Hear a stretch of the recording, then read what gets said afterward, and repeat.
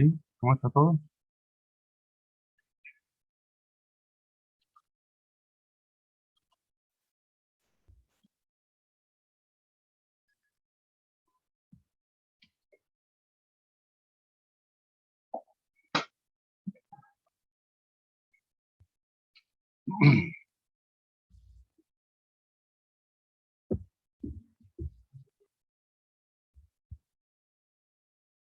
Buenas tardes, Jainet, ¿cómo estás?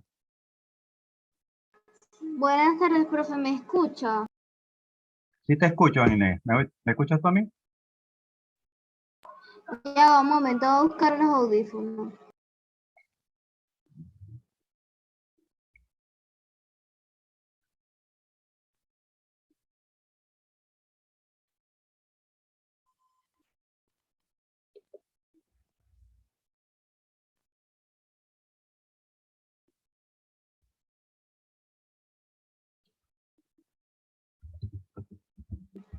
Listo, ahora sí.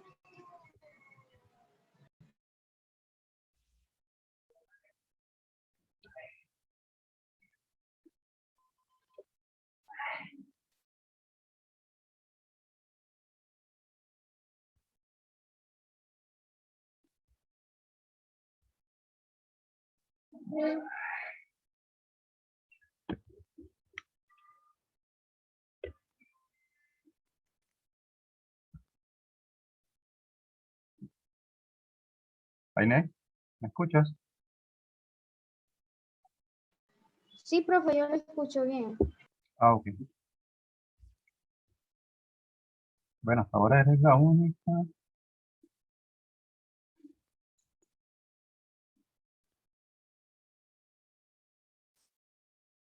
Vamos a ver.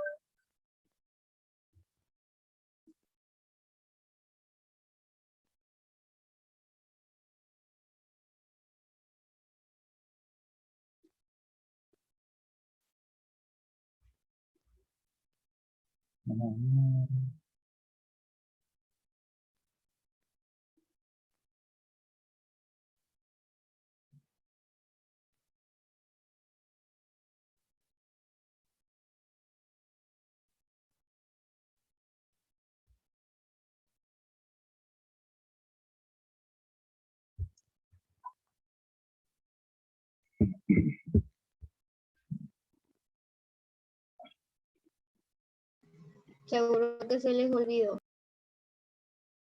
Acabo de pasar un mensaje al grupo para despertar al que esté dormido por ahí, pues.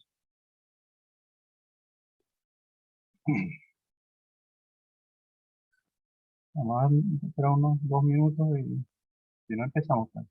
Por lo menos mañana subo la grabación.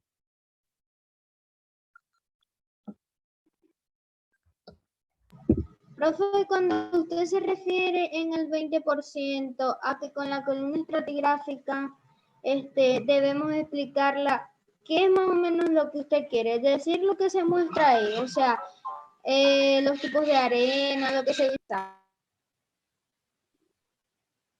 Ok, ¿te refieres a la parte de los mapas o algo Sí, así? sí, a la segunda parte.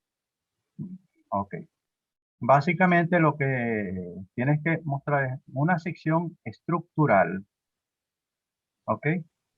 ¿Qué es lo que me aporta?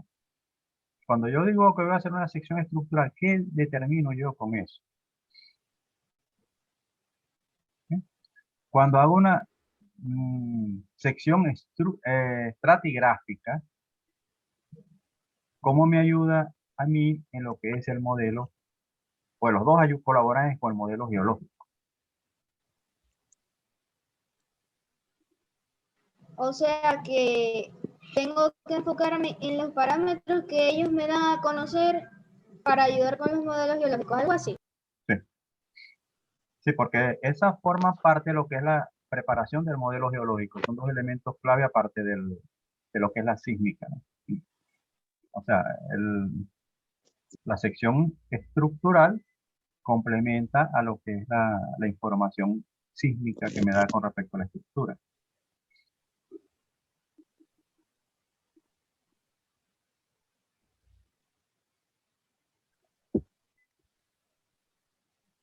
Fíjate que el modelo sísmico me da un modelo general, pero no me diferencia nada. ¿Ok? La única forma de que yo pueda diferenciar algo a partir de lo que es el cubo sísmico es que yo tenga información proveniente de los registros. Que cuando yo la traslade hacia el cubo sísmico, ya voy a poder ver lo que me interesa ver en el cubo sísmico. Con respecto al yacimiento que tenga en estudio.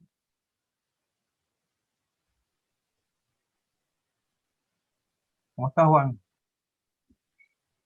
Germán.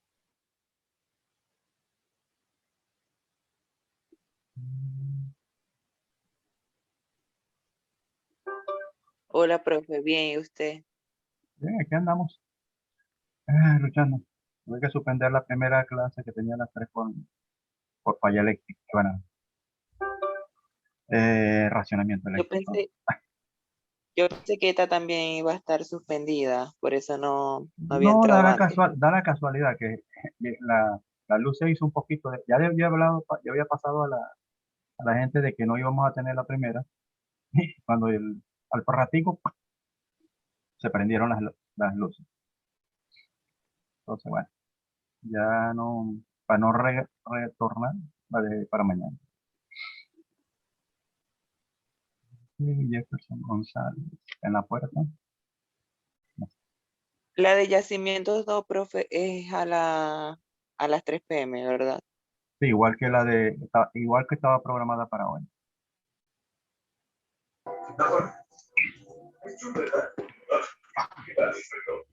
Ya la programé, tengo que pasarles el link ahora, lo voy a hacer después que termine con esta. Les paso el nuevo link para la reunión de mañana de Yacimientos 2, para que vayan a estar allí.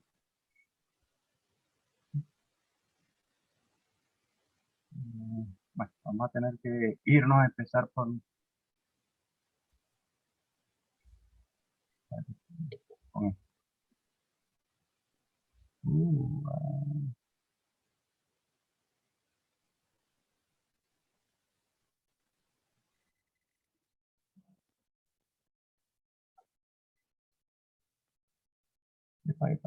Dale, pasa aquí.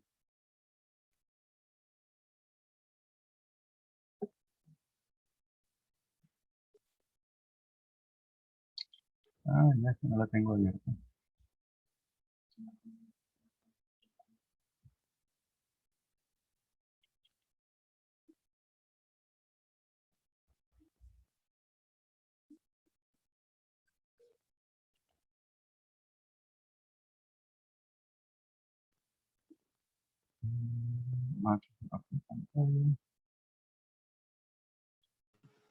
Profe, mientras tanto, le puedo hacer una pregunta que tiene que ver con el proyecto. Dígame, pregunta. Trataré de ayudarte. Que no tengan. No, profesor, es algo muy básico, porque yo leí, o sea, estuve leyendo un trabajo de investigación de una persona de Buenos Aires que hablaba sobre los yacimientos no convencionales que los titulan, no sé cómo se pronuncia, pero es SHALE, o sea, coloquialmente Shale. sale. Se escribe shale. O sea, S-H-A-L-E, shale, en inglés. Es lutita para los efectos nuestros, o arcilla. Esos son los llamados yacimientos de arcilla. Yacimientos en formaciones arcillosas. Por lo menos esas son formaciones que básicamente son roca madre, que tiene aún, en la cual aún existe petróleo. O sea, a pesar de que las rocas madre, que fueron las generadoras de petróleo, del petróleo, o son las generadoras de petróleo, parte de ese petróleo migró en muchas ocasiones, aún queda petróleo original que se originó en esa formación, aún en las formaciones. Tenemos el caso de la formación La Luna, que es la roca madre del área del occidente de Venezuela. O sea, la cuenca del lago de Maracaibo, exactamente. La roca madre principal de la cuenca del lago de Maracaibo es la formación La Luna. Y tú en la formación La Luna, si tú perforas un pozo allí, puede llegar a producir petróleo también, porque aún existe. Es más, en Casigualcubo, pero ya ahí estamos hablando de yacimientos de gas, hay, hay pozos que producen de la formación La Luna. No, yo le hago la pregunta porque como no sabía que los titulaban así y de paso también que estaban haciendo una inyección, un fluido a base de agua de mar y de burbujas en sitio.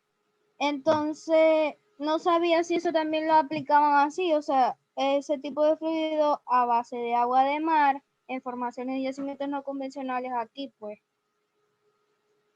En el caso nuestro, aunque tenemos yacimientos que se clasifican dentro de la categoría no convencionales, pero desarrollo de yacimientos de shale oil o shale gas, como tal, bajo el esquema que se maneja actualmente, que es utilizando pozos horizontales, o sea, ya una explotación a escala, por lo menos en el caso de la Luna como tal, como zona productora, en algunos yacimientos se ha conseguido que sea productora por las condiciones en que está. Un estudio de Intevep sobre la parte de los yacimientos no convencionales que pudieran existir en Venezuela muestra que la formación La Luna es tal vez una de las formaciones que se considera como más prospectiva para el posible desarrollo de shale.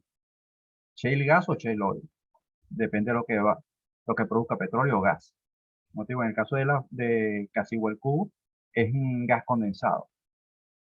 Entonces te produce a nivel de yacimiento es gas, pero ya en superficie tienes petróleo y gas como condensado. O sea, petróleo de más de 40 grados API.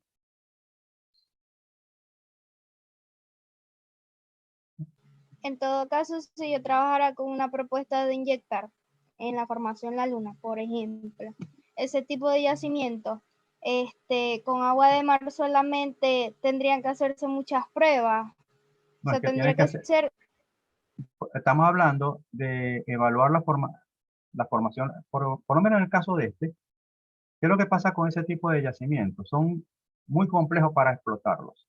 O sea, y posiblemente como producción primaria, va a ser muy difícil recuperar gran cantidad de volumen porque la formación es demasiado arcillosa. Tú necesitas perforar pozos horizontales de forma tal de darte una gran superficie expuesta, hacer fracturamiento hidráulico para mejorar la conectividad. Pues una de las cosas que tienen las formaciones arcillosas es que tienen mucha porosidad, pero tienen muy poca permeabilidad. La permeabilidad normalmente se lo dan las fracturas naturales en todo caso. Pero en este caso tienes que crear fracturas artificiales, o sea, tienes que hacer el fracturamiento hidráulico. Y aún así, el factor de recobro, por las condiciones que, por un fracturamiento hidráulico, lo que te va a conectar un cierto volumen de yacimiento. Claro está, cuando tú estás hablando de un pozo horizontal de 3.000, 4.000 pies de longitud, estamos hablando de un gran volumen de roca. Pero eso es apenas una pequeña parte del yacimiento, lo que vas a contactar. Ahora, ahí tienes que perforar más pozos horizontales y hay proyectos, hay casos donde dependiendo del tipo de petróleo, sobre todo si es un crudo pesado o muy pesado, no es tan liviano, entonces pudieras necesitar un método de recuperación adicional. En este caso estamos hablando de inyección de agua, pero utilizando agua de mar. entonces no serían económicamente rentables, por así decirlo. porque Te no hay digo, un alto valor de recobro. el factor de recobro primario podría ser bajo, pero yéndote a recuperación adicional como elemento siguiente, puedes aumentar el factor de recobro.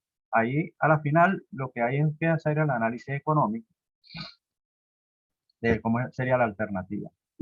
¿Qué esquema de construcción de pozos, inyectores, productores vas a colocar en el yacimiento? ¿Cuántos tendrás que colocar? ¿Cuántos productores? ¿Cuántos inyectores? O sea, hay que hacer una evaluación muy grande con respecto a lo que es la inversión que hay que hacer. Pero es una alternativa. También para los yacimientos no convencionales existe la posibilidad de recuperación adicional, no solamente primaria. La primaria la vas a aplicar pozo, fracturamiento hidráulico. Eso es sigue siendo primario. Pero si ya empieza a inyectar fluido, ya comenzamos a meternos en recuperación adicional. Bien, si es inyección de agua nada más, sería secundario, lo que se llamaba secundario. Pero digo, tú tienes que ver dos cosas, ¿no? Ahí estamos hablando de la posibilidad de recuperación adicional y con ese tipo de inyección, en un yacimiento que se está explotando bajo esa, o sea, en esa condición, es un yacimiento de arcilla, de lutita, de shale.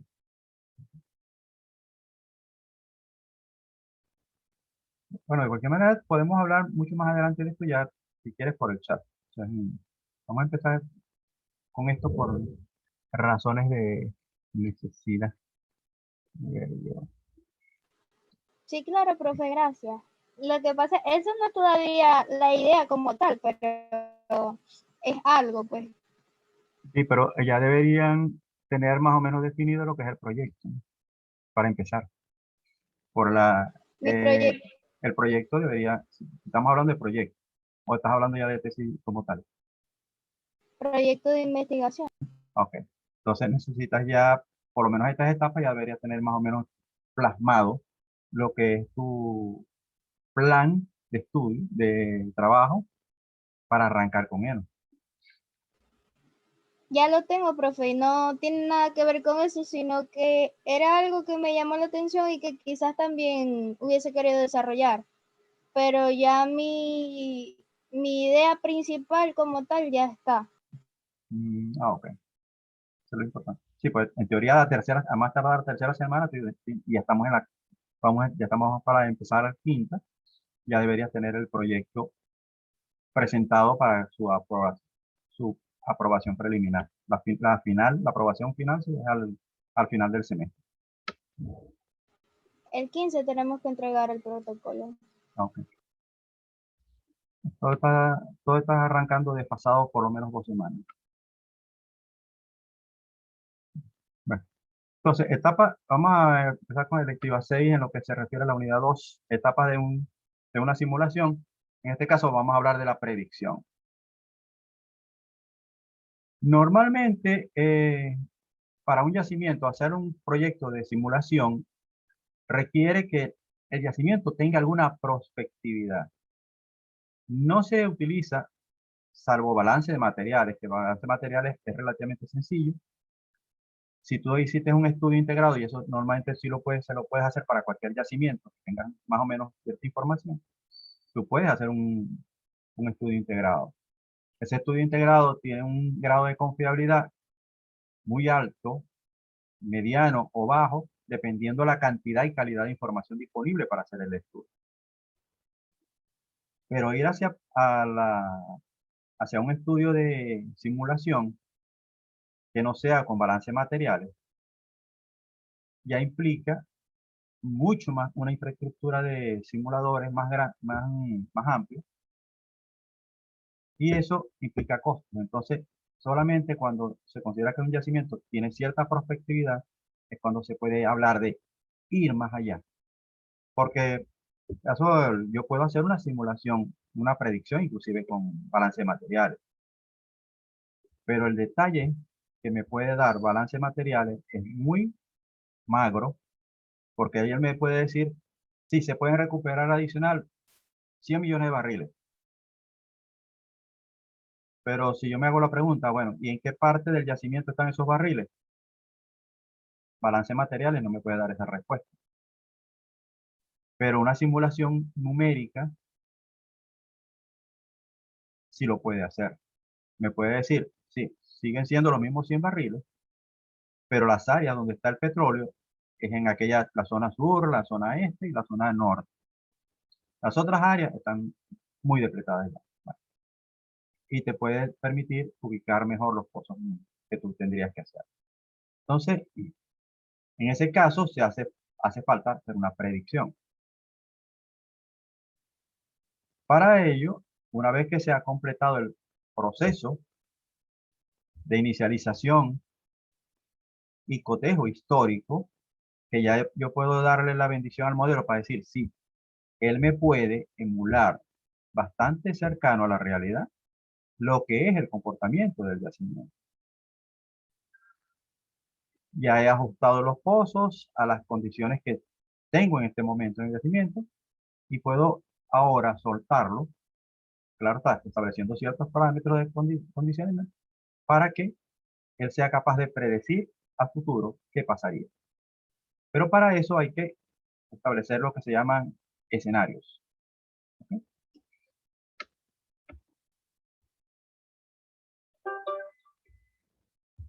Entonces, no, como le digo, normalmente cuando yo hago un estudio, mi interés es visualizar la posibilidad de producir más, aumentar el recobro de un yacimiento. O sea, para eso que le hago un estudio. Si el yacimiento de entrada, por tamaño, lo que sea, el POE, las características que tiene, me dice que no vale la pena gastar plata en hacer un estudio, simplemente el yacimiento se llevará hasta donde más nada. Pero un estudio integrado siempre va a buscar obtener un poco más. Bien sea mientras sea un proyecto, una inversión grande en un proyecto, o bien sea simplemente haciendo lo normal.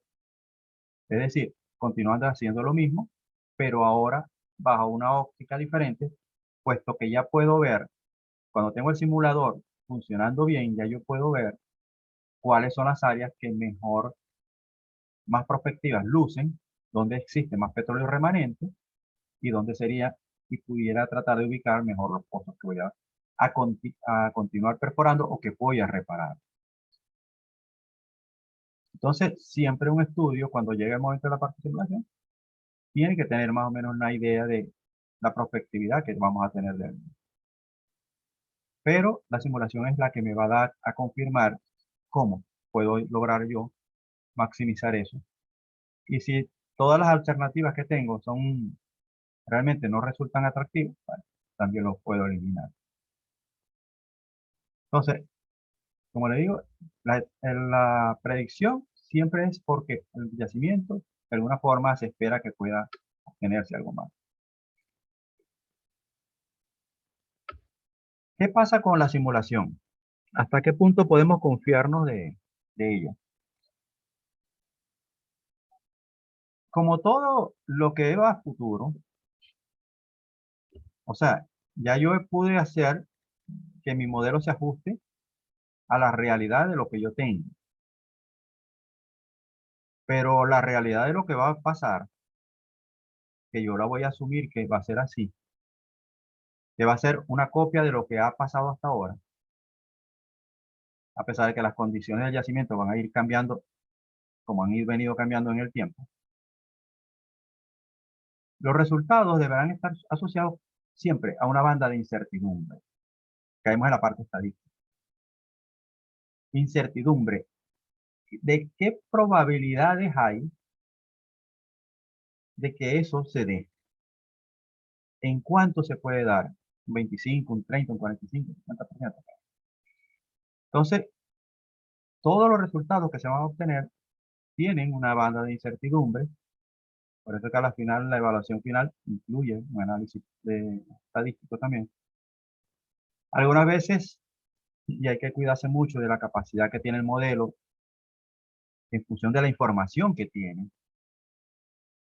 y de las características programa que estemos utilizando, algunas veces se le puede pedir al modelo más de lo que él podría llegar a darme, la exactitud en los resultados. Y si no se tiene buen juicio y control de ingeniería y biología, o sea, si simplemente hice un ajuste en el modelo para PQC, para que cuadre, pero ese modelo no me garantiza o no puedo en este momento confirmar que realmente la cosa es así, porque tengo que ir a buscar más información y todo eso, que ya se debió haber hecho. Entonces, eso puede generar cierto grado de incertidumbre y todo eso hay que considerarlo cuando se habla de los resultados que yo espero de una simulación. Ahora, como ven, la parte de información es importante en todo caso. Sin embargo, en un yacimiento muy nuevo, del cual no tenga información, se puede utilizar simulación. ¿Qué es lo que pasa cuando yo comienzo a desarrollar un yacimiento? Estoy jugando al simulador. Yo estoy asumiendo de que si yo perforo un pozo en cierto sitio, él me va a responder esto de acuerdo a ciertas condiciones. Que si yo le instalo esto, él me va a producir tanto.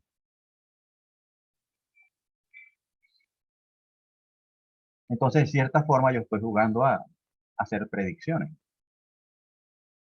Entonces, si las puedo hacer así, tan simplemente, asumiendo, mirando acá y mirando allá, yo le puedo pedir a un simulador que me haga las predicciones, lo mismo que yo quiero hacer, pero él me las va a hacer más rápido.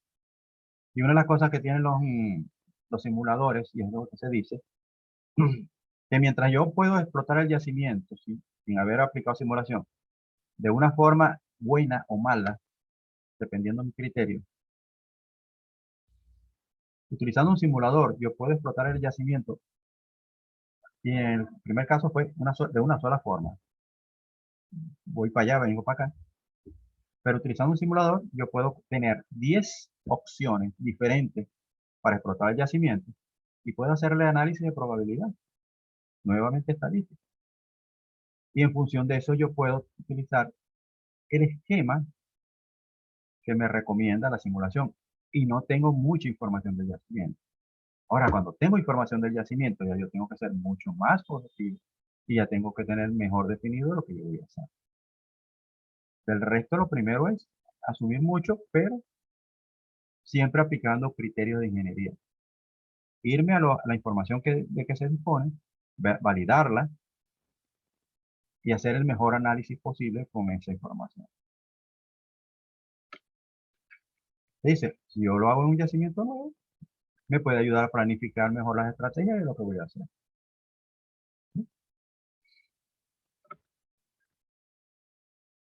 Entonces, ¿qué me puede generar incertidumbre y simulación? Cantidad y calidad de datos. A veces no tenemos suficientes núcleos. Entonces tenemos que tomarlos de 2 o 3 yacimientos cercanos y a veces están a 100 kilómetros del sitio. Las matemáticas, cuál es el grado de flexibilidad o la forma de manejo de datos que va a tener el modelo. La información geológica que tenga del yacimiento. Resulta que hay por ahí una falla que aparentemente es sellante, puede ser no ser. En la simulación yo pude ponerla como sellante y funcionó, pero ¿qué va a pasar en el tiempo? Pueden haber otros efectos geológicos que me vayan a afectar. Puede ser. Y el escalamiento. Mi estudio de geología, mi estudio de petrofísica, todo eso se hace a una escala de detalle muy pequeña con respecto en el nivel de pozo. Pero cuando yo voy al modelo de simulación, yo tengo que concentrar más la información. Entonces, ahí viene la parte de escalamiento. ¿Cómo hacer que la información que está en el simulador sea representativa de lo que realmente ocurre en cada bloquecito a nivel de lo que el modelo estático realmente muestra? Entonces, ¿qué tan bueno ha sido el escalamiento? También eso es un trabajo. Le digo que en la parte de simulación, lo que tiene que ver con escalamiento de propiedades para un modelo de simulación es una carrera. Se puede hacer una carrera simplemente con eso. Igual que con la parte geológica.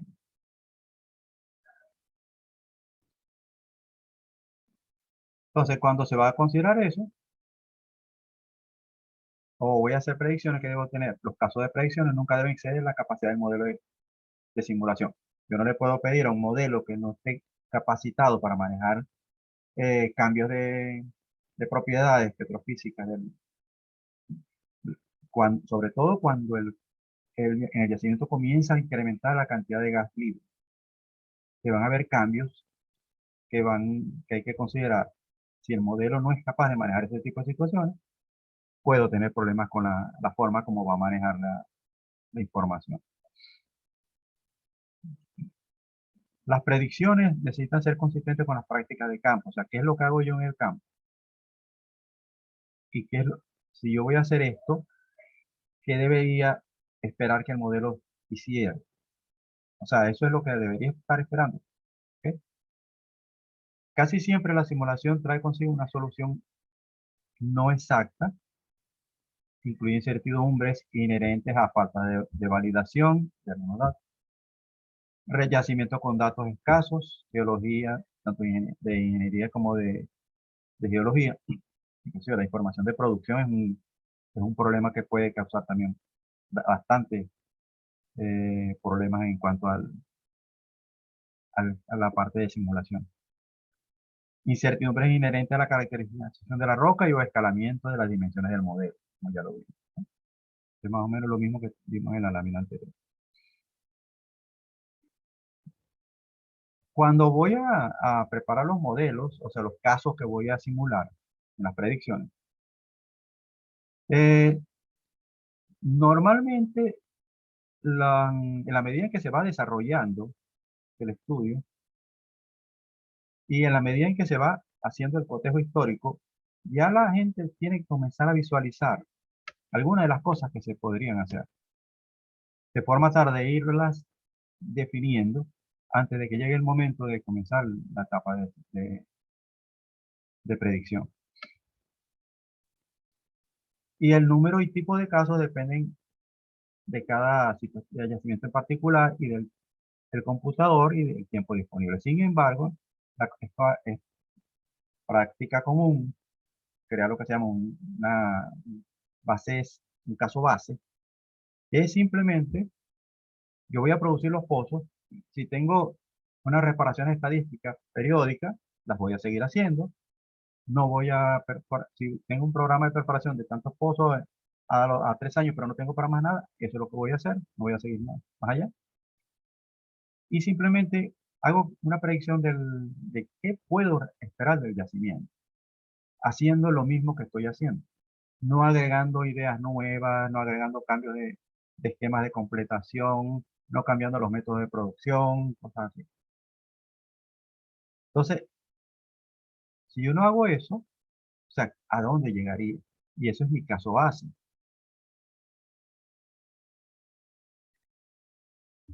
Y otros casos que es, no, vamos a perforar pozos horizontales en esta parte, vamos a perforar pozos altamente inclinados hacia esta zona. Entonces, pueden, como le dice, en la etapa en que estoy haciendo eso, tener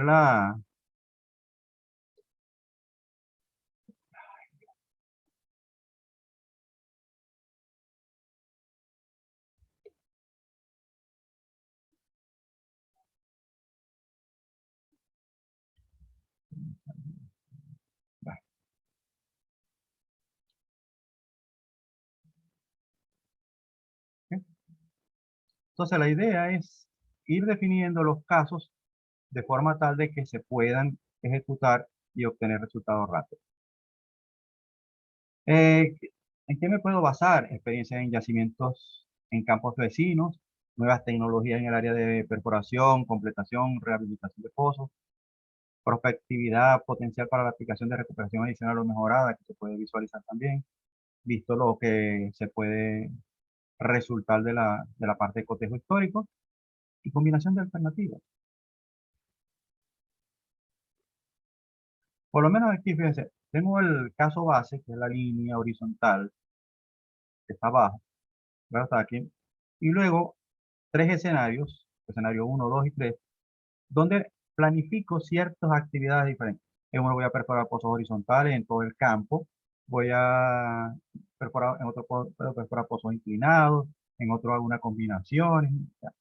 Entonces puedo tener diferentes formas de procesar la información. Entonces, ¿qué voy a lograr con esto? Puedo determinar el comportamiento del yacimiento bajo un proceso de inyección particular o agotamiento natural, evaluar ventajas de un proceso de inyección de agua por flanco o por arreglo, determinar el efecto de ubicación de los pozos en el espaciamiento, investigar el efecto sobre el recobro de varias variables como la tasa de inyección y la producción, investigar la perforación interespaciada, o sea, si en un yacimiento no se perforan los pozos espaciados cada 1 kilómetro, ¿qué pasa si lo meto un pozo a 500 metros de cada uno? Entonces, hay muchas cosas que se pueden ver. Entonces, pero siempre cuando se va a hacer esto, hay que tener las reglas del juego específicas. O sea, si voy a perforar un pozo, las condiciones que se va a hacer, esto va a hacer esto, no sé qué más. Las directrices, cuáles, bajo qué condiciones yo voy a seguir operando el campo. Tengo que partir de eso. Todo eso tiene que quedar allí porque eso debe tomarse en cuenta cuando se vaya a hacer la evaluación económica de las alternativas que tenemos. ¿Qué limitaciones físicas hay en superficie? ¿Qué tasas máximas se van a manejar? ¿Cuál es la capacidad de manejo? ¿Cuánto es la máxima RP que voy a pedir? Porque normalmente si yo le fijo una máxima RP, si el pozo me empieza a subir de la R esa RP, el pozo automáticamente el programa me lo va a cerrar. ¿Ok? Limitaciones en la producción de agua o tasa total de líquido, todo eso son condiciones que yo debo fijarle al programa para que él actúe. No decirme a mí para que yo actúe, no. El programa yo lo condiciono para que él tome las decisiones en función de lo que yo haría, ya como manejador del campo. ¿Ok? Esto es más o menos una idea muy general de lo que es la parte de lo que es el proceso de predicción. Como le digo, los resultados que se obtienen no son exactos. A esto después tiene que ir a un análisis estadístico y una evaluación económica para ver cuál sería la mejor alternativa que pudiéramos tomar, para que ya la gerencia decida cuál sería la mejor alternativa que se puede tomar con respecto a eso.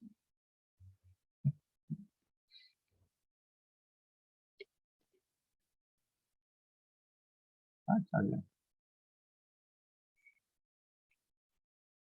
Entonces, espero que a los que hayan podido captar algo, la grabación de esto va a quedar en la plataforma mañana, una vez que termine con la de yacimientos 2 que tengo que hacer mañana. Entonces voy a subir las 4 las, las 4 reuniones de Zoom a la plataforma. De cualquier manera, pueden consultar a través del chat de WhatsApp. A través de la misma plataforma pueden hacer preguntas también. Mm, Normalmente chequeo, si no me aumenta el número de casos ahí, ahora de reviso, pero o sea, tengo que revisar más antes. Y vamos a tratar cualquier cosa que ustedes quieran de que discutamos más en detalle, lo podemos hacer también a través de ciertas reuniones chat en WhatsApp, si lo ven factible. Entonces, espero que por lo menos les haya servido la información. En la plataforma también hay material de consulta que pueden revisar. Cualquier otra duda, pregunten. Estamos aquí para eso, aclarar dudas. Recuerden que mientras más información o mientras con más información tengan ustedes contacto, mejor para su desarrollo dentro de lo que es la carrera. Entonces les recomiendo, de alguna forma, traten de consultar otra información que puedan ver por allí. Y si me la pueden recomendar, se los agradeceré también. Siempre es bueno tener otras fuentes de información. ¿Alguna pregunta?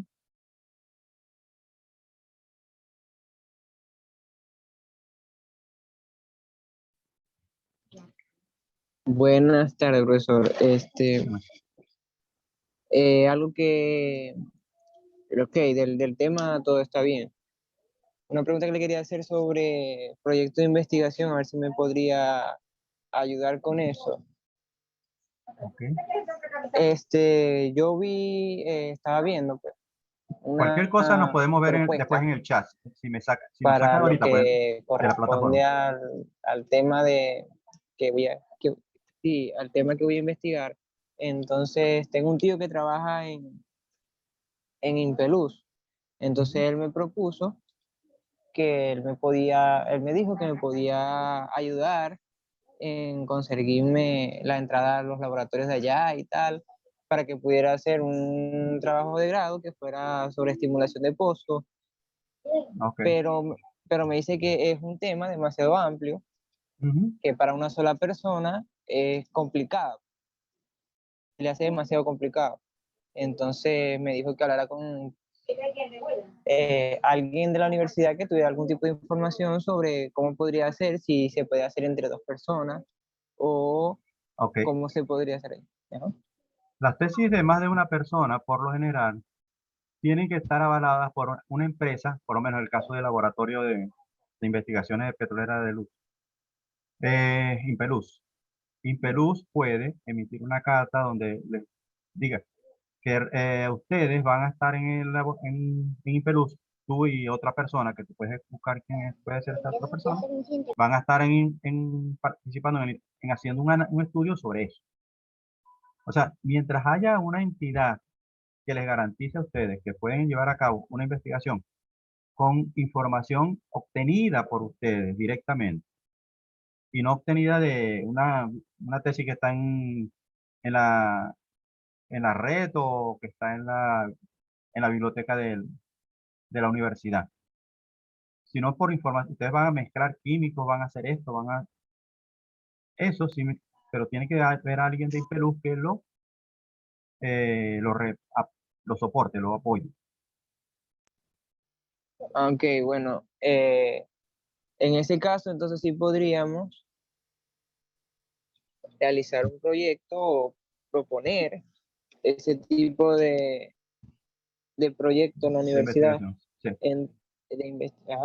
sí, porque cae ya en la parte de campo o experimental, básicamente en la parte experimental. Ahí pueden trabajar más de uno, pero cuando son documentales, una sola persona. Sí, no, la idea es de realizar un aditivo químico para la estimulación de pozo, Ok. pero él me dice que, ok, el tema es amplio y que para una persona se va a hacer muy difícil. Entonces, que la idea sería